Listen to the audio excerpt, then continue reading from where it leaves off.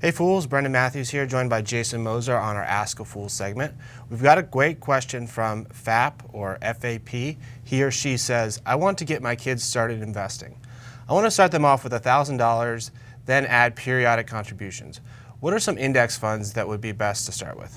Now Jason, first of all, I think it's great to get your kids started investing early. Yeah. But what do you think? What kind of index funds would you look at?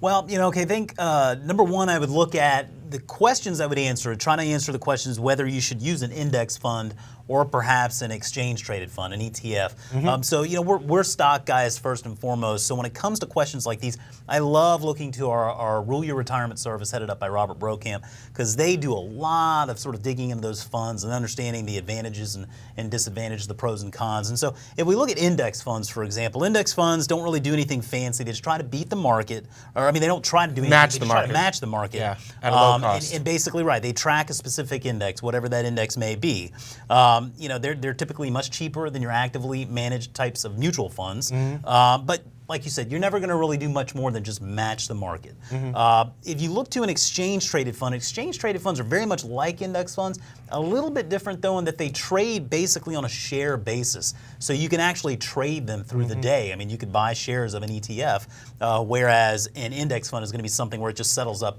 once per day.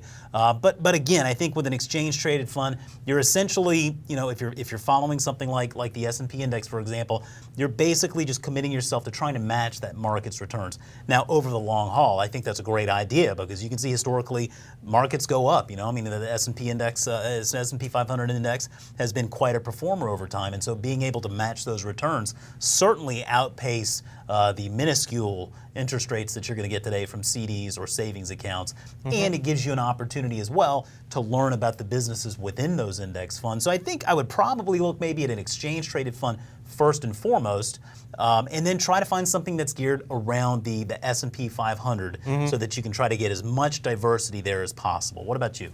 So I totally agree. I would just say, when you're picking out an index fund, look for something that's a broad market index. So the S&P 500 would be a good one, or a total market index. Look for low cost, and I would say check out Vanguard. They're known for low cost, very well run index mutual funds. Yeah, and I'll take this one step further as a father with two girls myself, and they're 7.5 and 9 years old now, and I've been working to get them into investing. And I think the index fund or exchange traded fund is a great approach and certainly a good part to a diversified portfolio. Take advantage. Kids love to learn. I think it's a great time at that age to learn about businesses and investing. So, maybe jump in there, try to learn a little bit about some particular companies, and maybe, buy shares in some companies that those kids are really interested in, that you feel like have good long-term prospects, because those can serve, also as great investments and tremendous lessons as well. So it's a great time to really be digging into this stuff. So take advantage of all the tools that are out there. Great. Thanks, Jason. Yep. Thanks for the question, and to learn more, check out Fool.com.